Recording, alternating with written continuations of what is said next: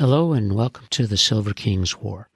I'm Michael Sievers, the writer, producer, and creator of this podcast series about my father's Second World War as a B-26 bombardier. Today we continue in the Maxwell Field letters as our hero, the Silver King, continues his hard work in pre-flight training and testing at Maxwell Field in Montgomery, Alabama. Stanley continues to gain confidence through his work as he writes on Sunday, February 21st, 1943, Dearest Ones. It's cloudy and damp, but I feel like a million anyhow. There is a whole day ahead of me to do nothing but relax and also a possible chance of calling you. In civilian life, I had never thought of Sunday as really a day of rest, but now I look forward to it as just that. It's hard to believe that next Sunday at this time, I might be eating breakfast with you. That is really something to look forward to. Wednesday, I shall see the lieutenant about the pass. I'm pretty sure he'll give it to me. I'm not worried about that.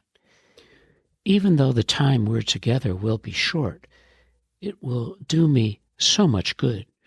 You must make arrangements for my return, as it is imperative I'm in the gate by 6:30 p.m. Sunday. It would be swell of you to drive me back, as it will give us that much more time together. But I don't want you wearing yourselves out. After the trip to the wedding, you should be plenty tired of riding.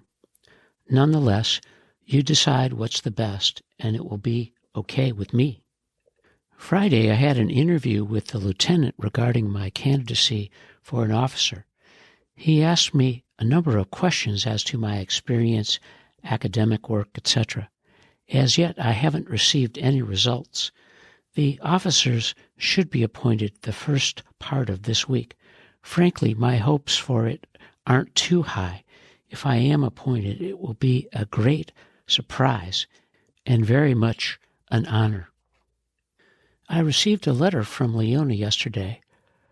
I suppose she wrote you the same thing. It's a pity she has to work so hard. I surely feel sorry for her. All that she has done to build herself up will be broken down now.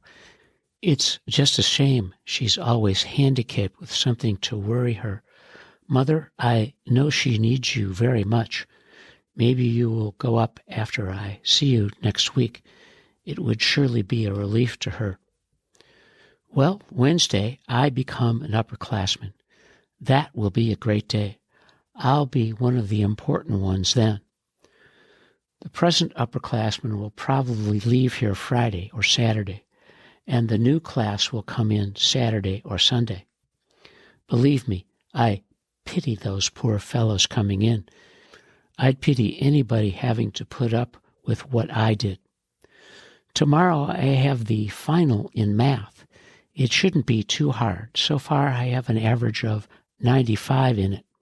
Also tomorrow I have an exam in maps and charts. I had better close for now. I want to write a few more letters and study. I hope you're well and taking care of yourself. If I can get to a phone, I will call. Tell Ida I'm sorry I haven't written, but my letters are for her, too. I love you and I miss you. Stan.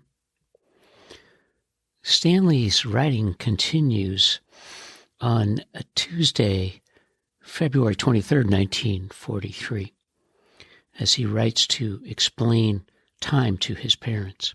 Dearest Ones, I wanted to write you yesterday, but just didn't get the chance.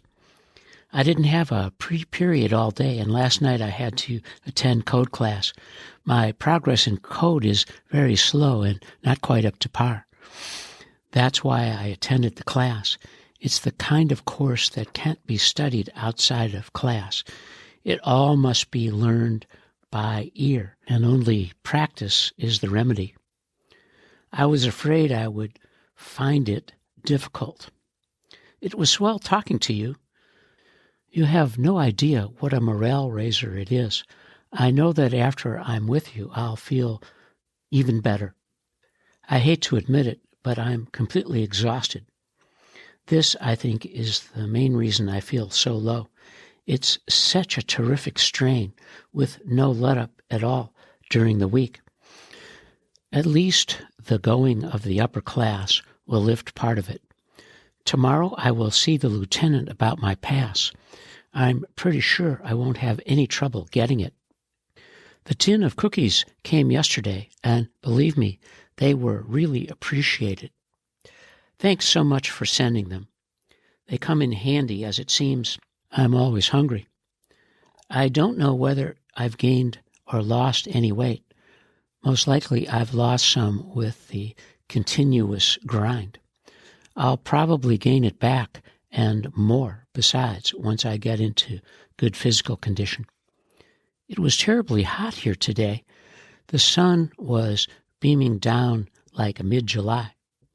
I had to run again today for about 3 miles, and with all the heat, it was practically torture. When you see me this weekend, you'll think I've been to Florida, as I have a good tan on my face.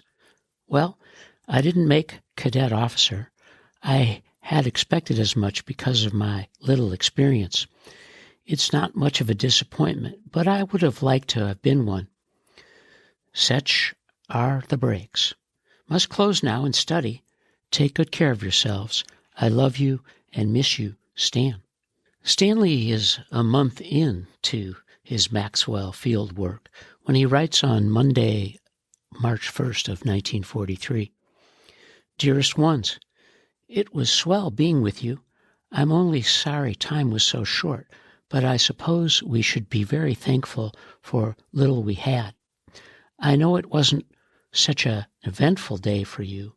As for me, though, the relaxation and being able to talk with you was all I could ask for. You both looked swell, as usual. Yes, sir, I have indeed something to be very proud of, to have such wonderful parents.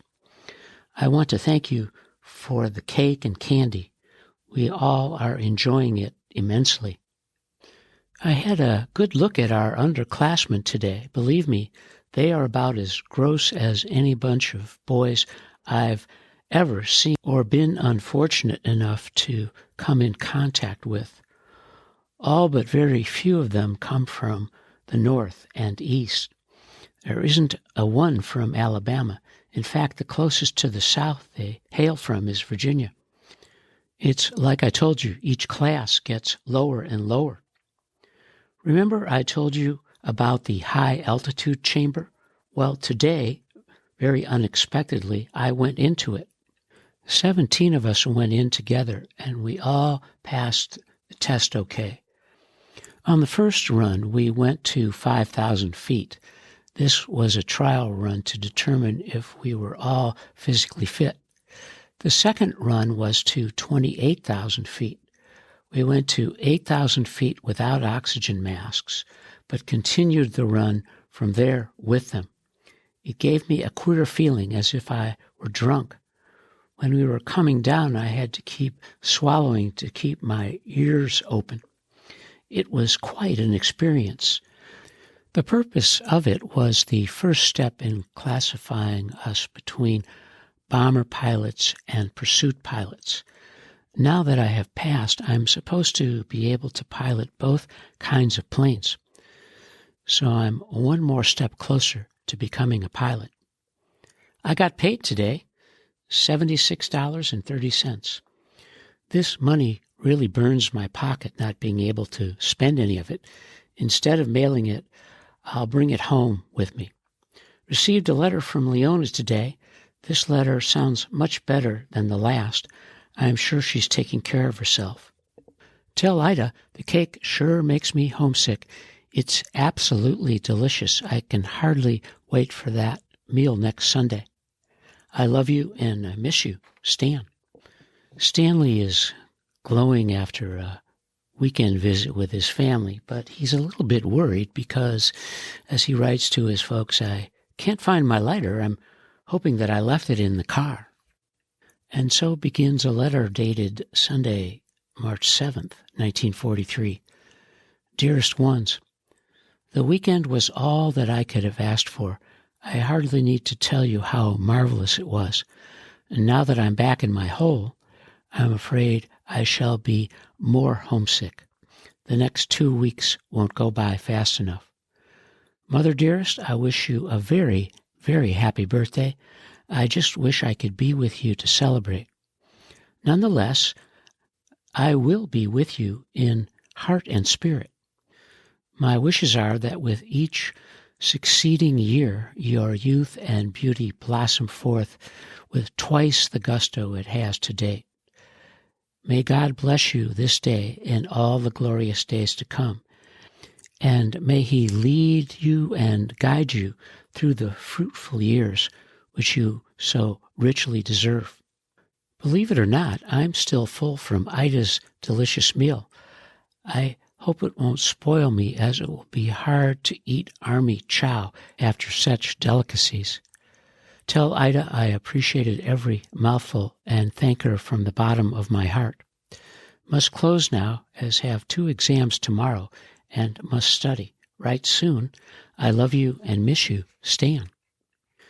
This is the end of Maxwell Field Letters Part 3, and you are listening to the Silver King's War.